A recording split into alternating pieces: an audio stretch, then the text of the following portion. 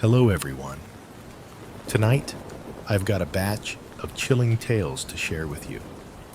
But before we dive in, please take a moment to like this video and subscribe to the channel. Your support helps me keep creating even better content. Now, sit back, relax, and join me as we embark on this eerie journey together. That night started like any other shift at the hospital. I was a resident physician on call in the emergency department, swamped with minor traumas and flu cases. Around 2 a.m., an orderly wheeled in an elderly man on a gurney. No eye, no family, just an address scrawled on a crumpled piece of paper. His chart read John Doe with notes. Found wandering dazed, muttering about voices in the walls. I thought it might be delirium tremens or early dementia. I assigned him a bed and told the team to draw labs and start a CT scan. By the time I finished my next patient, I heard frantic whispers in the hallway. Staff talking about strange things, monitors glitching, unexplained drafts, and a faint hum, like voices murmuring through the walls. When I stepped into the corridor, the overhead lights stuttered and went out, plunging us into blackout emergency lighting. In the red glow, I saw an orderly backing away from room 7B, eyes wide. Dr. Santos. "You've got to," he gasped before the door slammed shut behind him. I sprinted to 7B, keycard in hand. Inside, the man on the gurney was gone, sheets tangled and blood spattered on the floor. The window overlooked a brick service shaft. I could see rain streaming down the narrow shaft walls, but no sign of him. I radioed security, my voice shaking. They promised to check the roof and grounds, but with the storm, everything was chaotic. I stepped out into the hallway and froze. From deep within the wall, alongside room 7C, came a whisper. "Help me, please." It was low and desperate, as if 1,000 voices were trapped behind concrete. I leaned my ear against the wall. The sound swirled around me. "They're coming. They're coming. They're coming." My heart hammered. I pounded on the wall. "We need to open this now," I yelled back at the corridor. A nurse and another doctor joined me. Using a fire axe, we pried away a metal maintenance panel. Behind it lay a cramped crawl space, wiring pipes, and footprints. Bloody footprints winding deeper into the darkness of the wall cavity. I shone my penlight in. Beyond the footprints pressed into the grime, I saw a handprint pale, smeared with blood far too large to belong to the old man.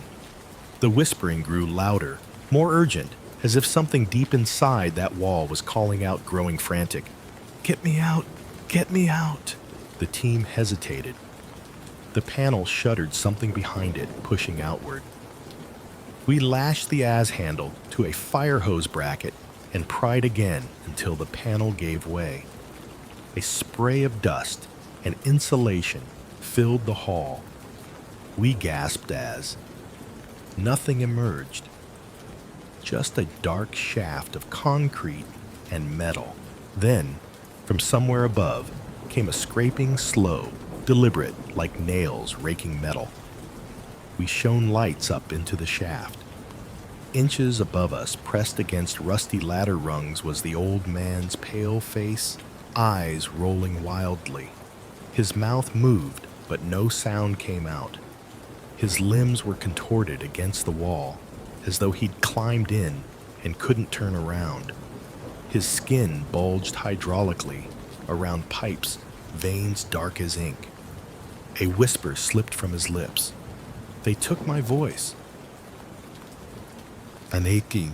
A drip of water fell from a pipe and splashed on the gurney below, carrying a faint static hum, now unmistakably a chorus of anguished voices. My stomach lurched. We radioed for immediate rescue crews, but as we waited, the man's body stiffened. He arched backward and slammed into the ceiling, vanished in a spray of plaster and rust flakes. The hum cut out instantly. The corridor fell silent, except for the storm outside. We rushed to the shaft, but found only scattered insulation, a few footprints trailing up, but no gurney, no body, nothing but that single smeared handprint on the concrete. The next day, there was no record of John Doe beyond my chart. Security footage had a 5-minute gap in all cameras around room 7B, but no image ever showed him entering any room or leaving the building. When I asked my attending about him, he looked at me blankly and said, "No missing patient." Must have been some guy who left before you got there. I stopped sleeping in the on-call room and switched to day shifts. But sometimes, when I'm reviewing charts upstairs, I can still hear it. The faint hum of voices echoing through the walls, calling out in static. "Help us! Help us!" I used to think ghost hunters were chasing cliches until I spent a night in the abandoned Crestwood Sanatorium. A friend of mine, Carla, was filming a documentary on forgotten asylums and convinced me to join her crew as a sound technician. We rolled into Crestwood just after dusk. The main building loomed like a skeletal fortress, its windows shattered brickwork, blackened by decades of neglect. The security guard, an elderly man named Frank, locked the rusted gate behind us. "You'll hear things," he warned, voice low. "But remember, some walls aren't soundproof for a reason." We set up our cameras in the central hallway, where peeling paint revealed graffiti and tally marks etched by past trespassers. Carla handed me a portable recorder and whispered, "Let's catch anything they left behind." My job was to wander room to room, sweeping the mic for EVP, electronic voice phenomena, while she filmed reactions. By midnight, we'd heard nothing but the wind through broken glass and the distant drip of water. The air was stale and heavy, carrying a faint chemical tang like ether or Lysol. I paused in room 204, once the seclusion cell for violent patients. My recorder hissed with static. I pressed record and asked, "Is anyone here with me?" Silence. Then a faint rasp. "Leave." I spun, but no one stood in the doorway. My pulse quickened. I whispered into the mic, "Who's talking?" The static crackled, then a soft sobbing, low mournful, filling the empty room like liquid sorrow. I backed toward the hall and bumped into Carla's tripod. She caught my arm, eyes wide. "Did you get that?" she whispered. I nodded, unsettled. She told me to keep moving while she checked the footage. At 1:03 a.m., I slipped into the old treatment wing, stepping over rusted wheelchairs and broken beds. My breath fogged in the sudden drop in temperature.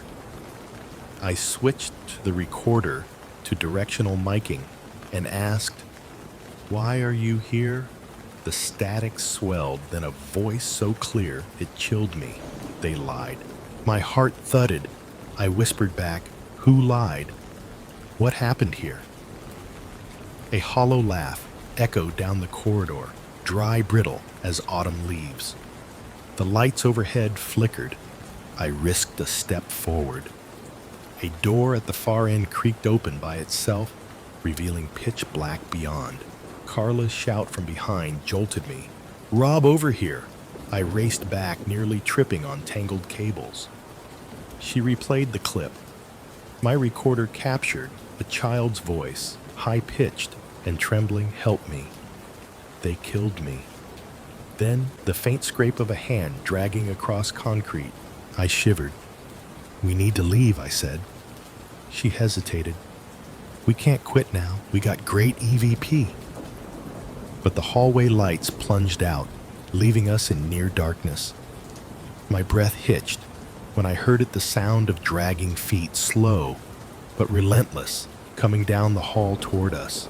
We grabbed our gear and sprinted back to the entrance, hearts hammering in unison. As we neared the gate, I looked over my shoulder and saw a pale figure at the end of the hall, slumped in a torn hospital gown, eyes blank, nails clicking on the tile. We burst through the gate into the cold night. Frank was waiting in his truck's headlights. We tumbled in, breathless. Behind us, the sanatorium door slammed shut hard enough that the whole building shuddered. Back at Carla's edit suite, we isolated the EVP. The final clip was clear. A terrified cry, "Don't come back," followed by a strangled gasp and the unmistakable click of a key turning in a lock. I quit ghost hunting that night, but every time I hear a faint knocking in an empty room, I remember the voice in Crestwood pleading warning and forever echoing behind walls that refuse to stay silent. I'd never expected a 100-year-old lighthouse to harbor real danger, but that's exactly what I found when I signed on for a summer internship as a maritime historian at Greyhaven Point. My job was straightforward catalog logbooks, transcribe weather journals, and photograph artifacts left behind by the keepers. The lighthouse itself had been decommissioned decades ago. The last keeper reportedly vanished in the 1960s, but local legend claimed his lantern still burned on stormy nights.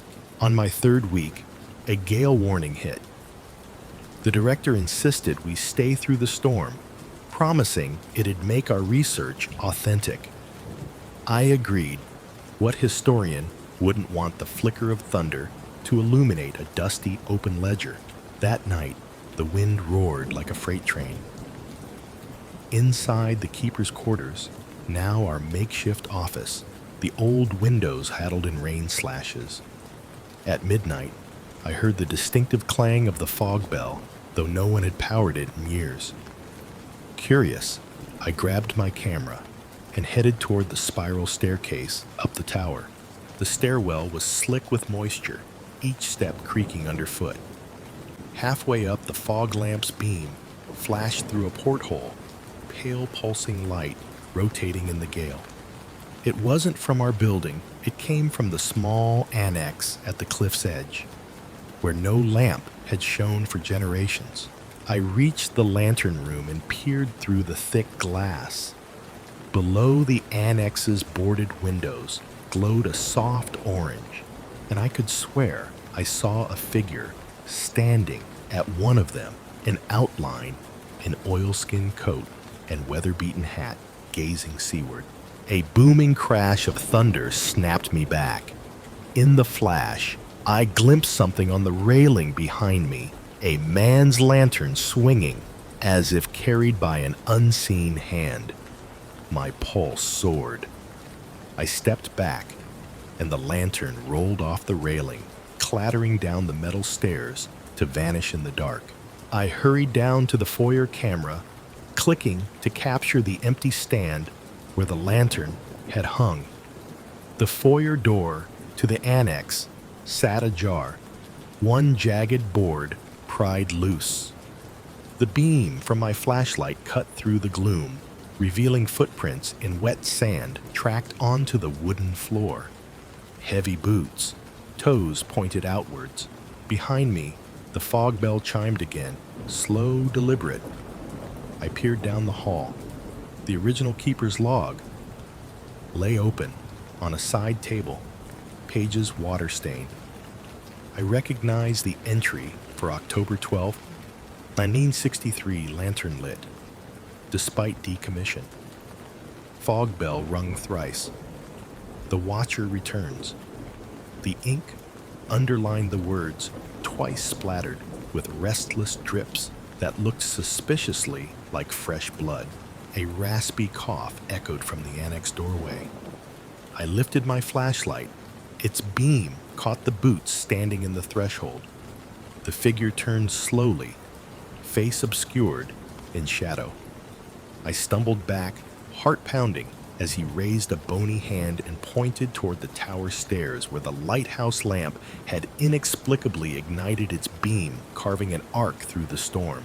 I gulped camera, forgotten, and bolted for the main entrance. Rain pelted me as I swung the door open and raced down the cliff path. I heard the boots follow slow, measured steps crunching on gravel. I dared a glance over my shoulder. The lantern's glow bobbed at the annex window, and the bell chimed one final time, a farewell or a warning, I couldn't tell. By dawn, the storm had passed. The annex was silent, the lantern dark, and the bell cracked silent.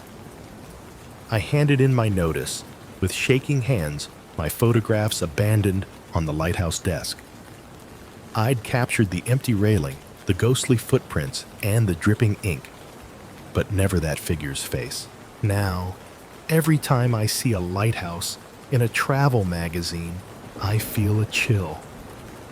I know the keepers never really leave. Some storms call them back. Bells ringing in the dark lanterns, lighting where no flame should burn. And I still hear the echo of metal on stone, guiding restless spirits across the jagged coast.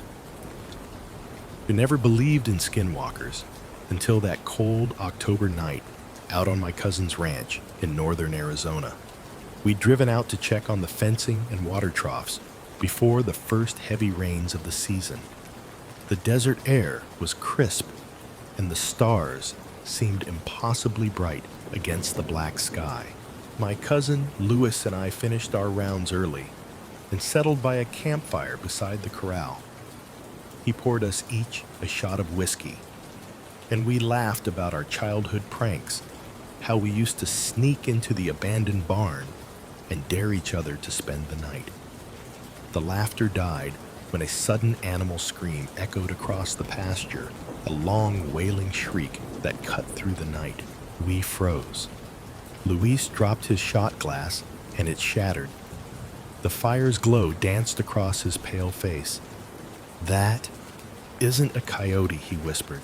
I stood and grabbed my flashlight. We followed the sound beyond the corral. The desert floor was dotted with scraggly brush and mesquite trees. The moon rode low, casting long shadows that looked like twisted fingers. "Over there," Luis said, pointing.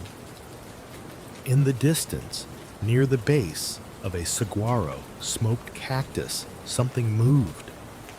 I clicked on the flashlight. The beam caught a figure, not quite human, not quite animal. Its limbs were lanky and bent at odd angles. Its head was two large features, too flat like a mask carved from bone. It shook its head, and yellow eyes glittered in the light. My stomach roiled. I stumbled backward. The creature rose on two legs and cocked its head almost inquisitively. Then it let out a breathy hiss, a mixture of growl and whisper sound warped by the night air. "Run," I hissed to Luis, already turning heel.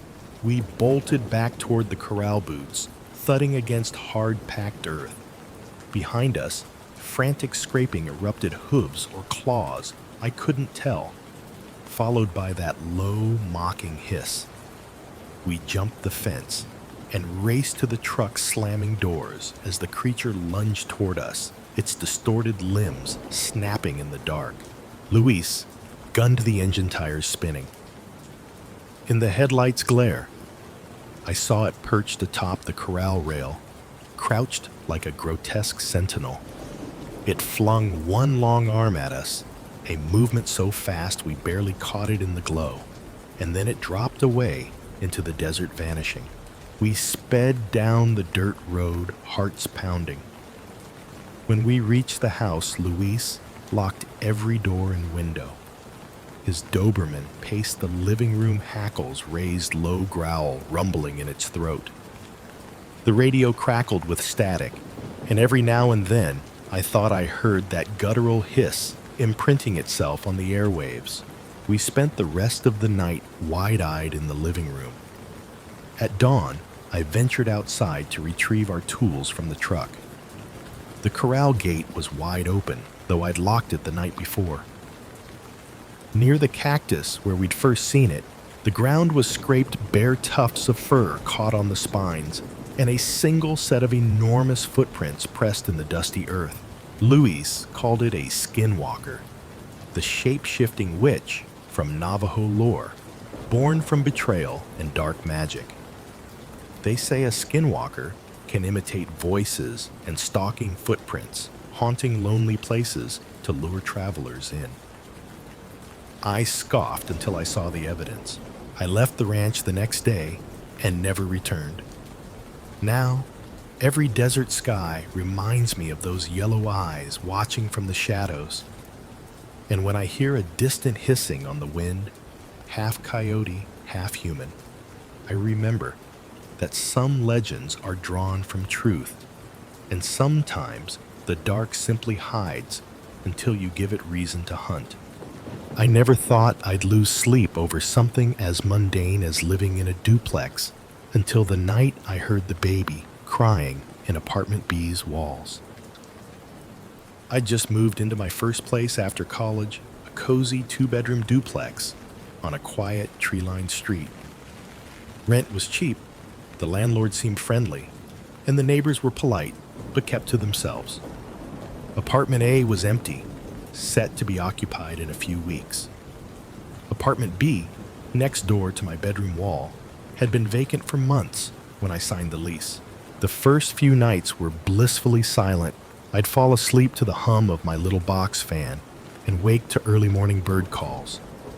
But on night 4, at exactly 2:17 a.m., I know, because I checked my phone, I jolted awake to a faint, high-pitched whimper. My heart stalled. I lay there listening. There it was again, a tiny, desperate wail. I froze eyes wide in the dark. It took a moment to register that the sound wasn't coming from my room. It was coming from the wall, directly next to my bed, apartment B's side. A child's cry, soft, muffled, but unmistakable. My pulse pounded. I pressed my ear to the plaster. The crying continued, then cut off as suddenly as it began. I bolted upright, blood rushing through my ears. There was no construction, no families moving in. I texted the landlord at 2:19 a.m. Hey, do you know anything about baby noises coming from Apt B? I thought it was empty. I waited. No reply. I lay back down, stomach in knots, and stared at the ceiling. 15 minutes dragged by in silence. Then the crying returned, this time accompanied by a soft pat, pat, pat, like tiny feet scuffing across the other side of the wall. I pulled the covers over my head and tried to force myself to sleep, but the wails persisted, building in intensity until I felt tears prickle behind my eyelids. I finally rolled out of bed and padded to the kitchen light switch. My hands shook as I flipped it on. I found my phone and looked for any sound-dampening clues. My sparse furniture, the lack of any plumbing or HVAC in that wall. Nothing. The building plans I glanced at showed only an empty hallway on the other side. Not a nursery, not a bathroom, just a dark corridor. I texted again. Seriously, baby crying. Apt to be is empty, right? At 2:45 a.m., the landlord finally replied. That unit's been empty for months. No pipes or anything that could make noise. You okay? I typed back ghost baby and stared at the screen. He answered, LOL, no. Sleep well. That night, I sat up reading until dawn. too spooked to rest. I decided to call the police non-emergency line before heading to work. The dispatcher suggested it could just be wildlife in the walls, rodents or raccoons, but agreed to send an officer if it really disturbed me. That afternoon, I found a police car parked outside. The officer knocked and came in. I led him to my bedroom, played a recording on my phone of the crying I'd managed to capture a 30-second clip. He nodded, frowning, and then tapped on the wall with his flashlight. "Nothing hollow here," he muttered, and then checked the floor directory outside. It confirmed apartment B was vacant. No active utilities, no water lines or vents that would carry sound, just brick and mortar. He suggested installing some foam panels for soundproofing. I agreed, too rattled to care if it was overkill. That night, I taped cheap acoustic squares across the shared wall. At 2:17 a.m., I lay in bed, ready for the inevitable. Silence. I waited until 3:03 a.m. Nothing. Relief washed over me until at 3:02 a.m. I heard a single urgent wail right beneath my acoustic panels. Panicked, I ripped a square off the wall and pressed my ear against the raw drywall. The crying poured through, louder than ever, interspersed with a raspy voice whispering, "Help me." My hand scraped at the plaster, trying to find a crack, a vent, anything. There was nothing. I grabbed my phone to record again, but as soon as I opened the camera app, the crying stopped. My screen showed only darkness. I dared a peek at the wall. The acoustic squares had fallen off in a neat line, revealing a damp patch of plaster stained brown. My breath caught. I grabbed my keys, threw on shoes, and fled to my car. I called my best friend, voice shaking. She answered immediately. "Come over right now." She lived a mile away. I scrambled behind the wheel and sped off. When I returned the next morning with two friends, we found the doorway to apartment B wide open, though it had been locked when I left. My heart lurched as we stepped in these. The unit was empty, except for a single wooden crib placed in the middle of the floor. Inside lay an antique porcelain doll, cracked across its face, its painted eyes chipped away. A stain spread across the mattress, brown and sticky. My stomach pitched. On the wall, where I'd heard the crying, someone had scrawled in what looked like rusted water, "Thank you." We called the landlord, who arrived alongside the police. He stared in horror at the crib. This was here I would have noticed, but no one knew who placed it. The police dusted for prints, none that matched any tenants. Tests on the stain showed no DNA. The doll was dated from the 1940s and bore no maker's mark. I moved out 2 days later. Before leaving, I slipped the porcelain doll into my trunk. I couldn't bring myself to destroy it, but I couldn't bear to leave it either.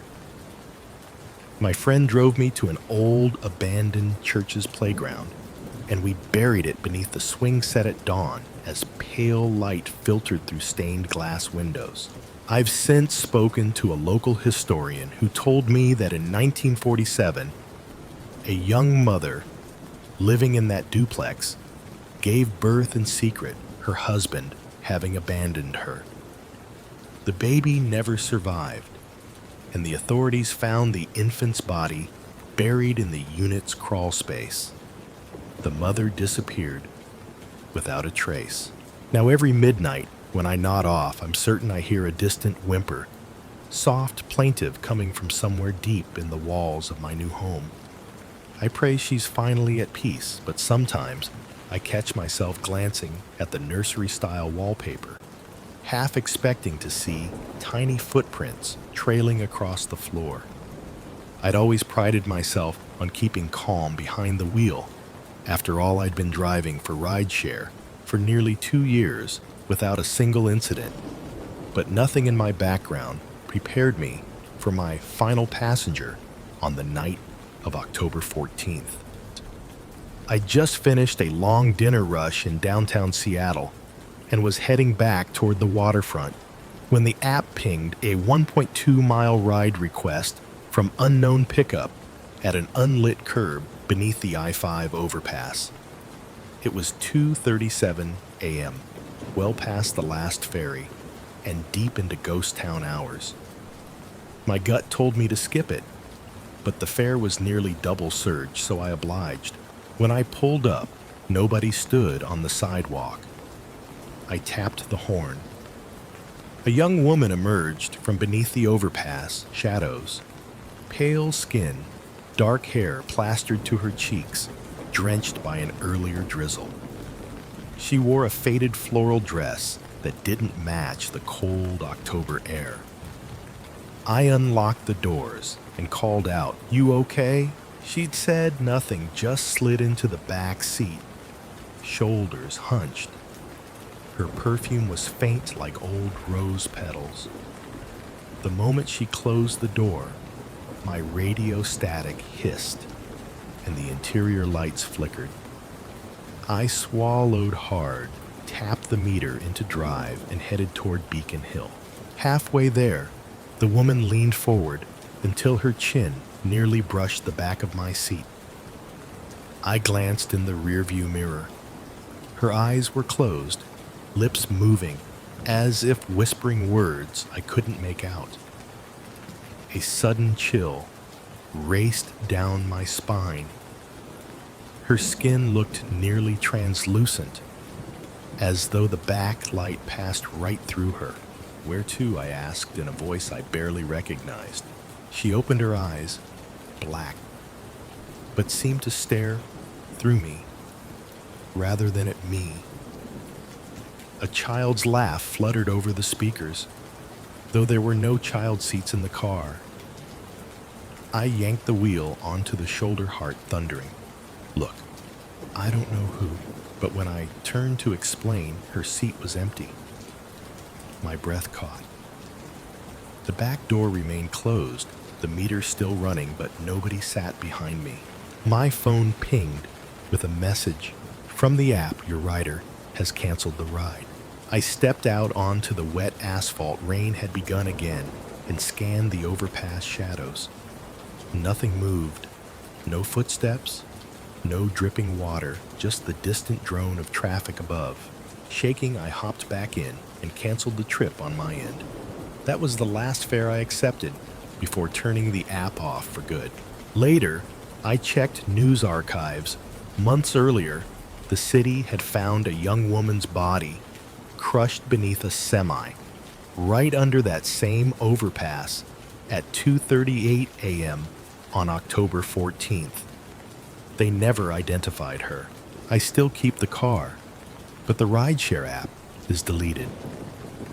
Every so often, when I park under an overpass late at night, I swear I glimpse a pale shape in the rearview mirror and hear a child's laughter echoing in the empty cabin. That August, I rented a rustic Airbnb in Napa Valley to celebrate my 30th birthday. It was an old Victorian farmhouse converted into a boutique stay, complete with rolling vineyards and a promise of complete privacy. The host's photos showed a cozy living room with a crackling fireplace, sprawling oak dining table, and a tucked-away highlight, a hidden wine cellar behind the pantry wall. I, a self-professed winophile, could barely contain my excitement. I arrived just before dusk. The golden light bathed the vines, and cicadas droned lazily in the heat. The host, a genial elderly man named Marco, greeted me at the stone steps. He gave me a quick tour main floor kitchen reading nook upstairs, a breezy balcony overlooking the fields, and quietly the pantry door that led to the cellar. He winked and said, Feel free to sample, but please don't stay down there too late." Then he left with a soft wave, vanishing toward his cottage at the edge of the property. That first night, I cooked pasta and poured a generous glass of Barbera. After dinner, I found the pantry door, a plain white slab set between shelves of preserves and olive oil. My heart pounded as I turned the knob. The door creaked open to a narrow stone staircase, leading downward, the air growing cooler with every step. At the bottom, a single bare bulb swung overhead, illuminating rows of dusty bottles and wine racks carved from cedar beams. "Gente Oscar." I spent an hour exploring, tasting a bright rosé, nibbling on the house's cheese plate, feeling like I'd discovered a secret kingdom. I scribbled notes in my journal, then climbed back up, flushed and content, and locked the door behind me. The second night, at exactly 2:13 a.m., I woke to the unmistakable scent of damp earth. My bedroom window was cracked open. The chimney fan humming gently above the fireplace I'd left dying embers in. I sighed and reached to close the sash and caught it out of the corner of my eye, the pantry door slightly ajar. I swore I'd closed it. My pulse kicked up as I slipped out of bed in my pajamas and padded down the hall. The door stood open by an inch, letting a sliver of orange-tinted light slice across the kitchen floor. I clicked on the hallway light. The bulb flickered and hissed. "Marco said not too late," I muttered, pushing the door fully open. The cellar smelled different, musty like wet stones after rain. The bulb was off, replaced by the faint glow of a lantern half hanging from a hook on the far wall. And there, on the floor, by the racks, lay a single wine bottle rolled open, as if someone had drunk from it, and footprints, muddy boot tread prints, leading deeper into the shadows. My chest seized. I swallowed hard, the hair at my nape prickling. I aimed my phone's flashlight and caught movement at the end of the row. A figure hunched over the lowest shelf, long hair obscuring its face. I called out, voice trembling. "Hello?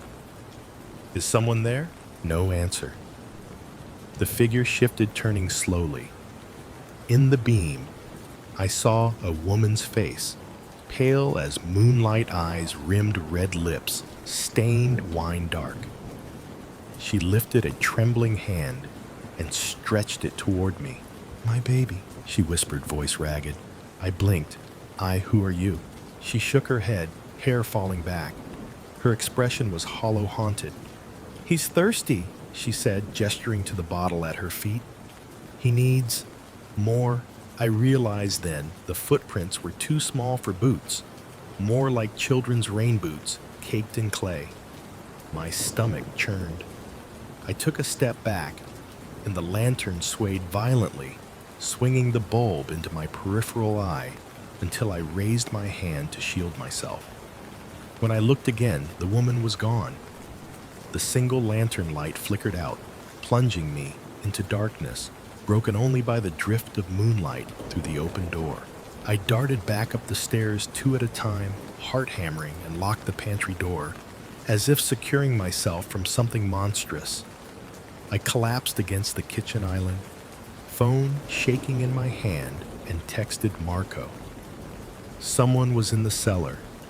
I need the door locked permanently. No reply. I spent the rest of the night on the sofa, flicking on every lamp. Morning came in pale gray light. Over coffee, I called Airbnb support and insisted Marco change the locks. They promised action. I left the farmhouse to explore the town, anything to escape that smell of damp earth lingering in my nostrils. That afternoon, the host's cousin arrived apologetic. He said Marco had traveled unexpectedly and left no instructions. He changed the code on the pantry door, and installed a keypad. I locked it myself, he said, his uneasy. That night, I slept fitfully, glancing at the kitchen every time I stirred. At 3:07 a.m., my phone buzzed with a notification. Your wine delivery has arrived. But I hadn't ordered any wine. I stumbled out of bed to check, found a single note wedged under the front door. He's thirsty. My heart pounded. I crumpled the note in my fist. I tiptoed to the kitchen lights off everything silent. I pressed my ear against the pantry door's keypad. Guard, no sounds. I exhaled. Maybe I was dreaming. Then I heard a low sobbing as if someone wept just beyond the locked door. A child's guffaw echoed behind me, sharp, delighted, and far too close. I spun around. The hallway behind me was empty, but my bedroom door had swung wide open. I stepped back, leaned on the countertop, hands shaking. I didn't sleep again. At dawn, I packed my bags, wrote a scathing review, and checked out no refund.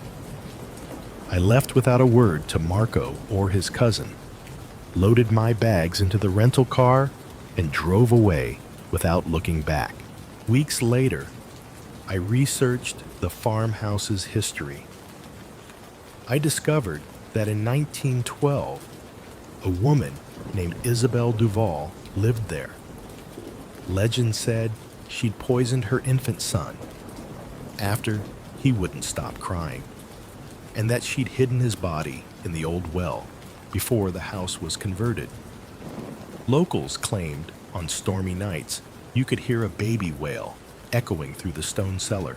I still taste the dryness of that cellar air when I close my eyes, and every time I smell damp earth in a wine cave or hear a child's giggle in a silent room, I think of that pale woman pouring wine for an unborn guest searching for her lost child. And I pray I never rent an Airbnb with a hidden door again. I'd always loved fishing at Birchwood Lake, its glassy surface at dawn, the mist curling over lily pads, the quiet lapping of water against my rowboat's hull. So when I inherited my grandfather's old cabin on its northern shore, I thought it was the perfect retreat. He'd promised it would bring me peace. He never mentioned the warnings he scribbled in the margins of his fishing log.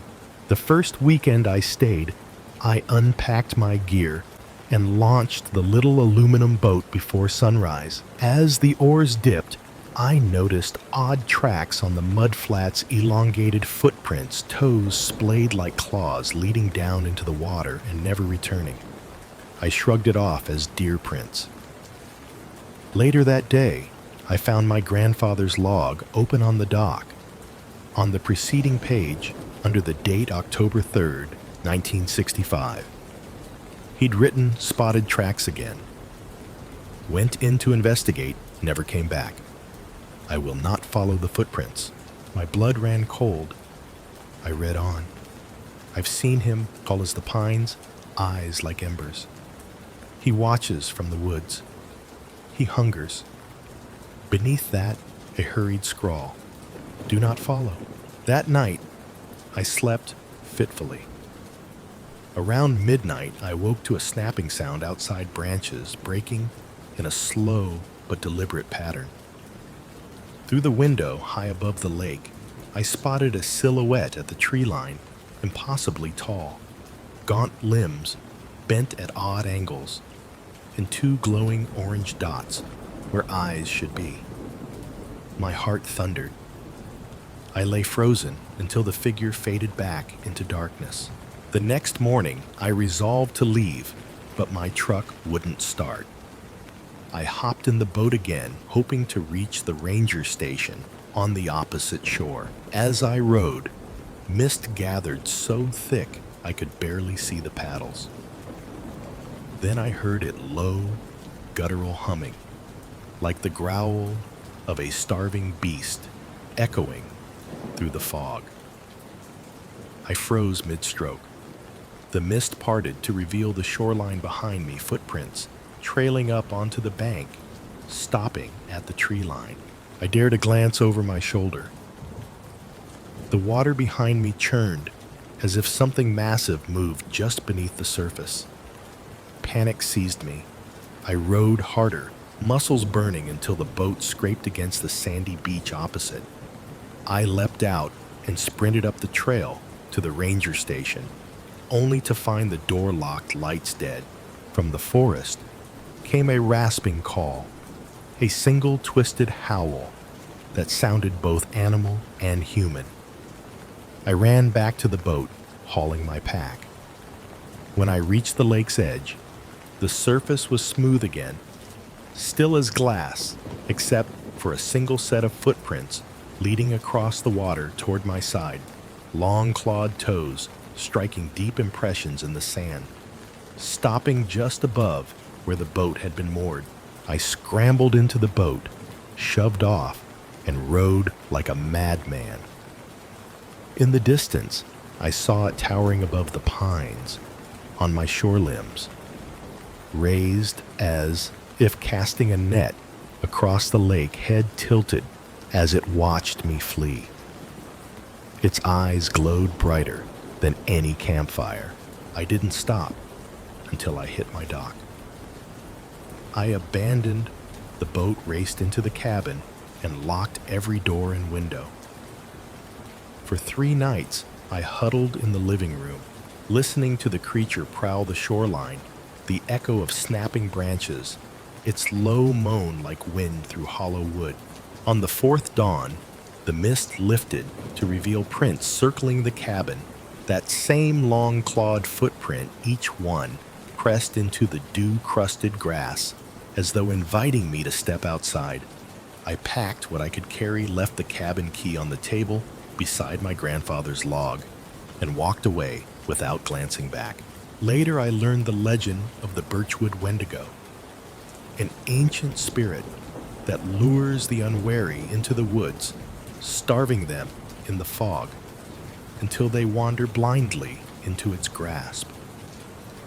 As I drove away, dawn breaking over the lake, I felt the footprints fade behind me. But in the rearview mirror, I swore I saw 2 embers of orange light flicker in the tree line, watching me go. Hello everyone, I'm ZiBo, and thank you so much for watching until the very end of this video. I truly hope today's stories brought you some enjoyable moments. If you found them helpful, don't forget to leave a comment down below. Every bit of your feedback helps me improve and continue creating quality content. See you in the next video.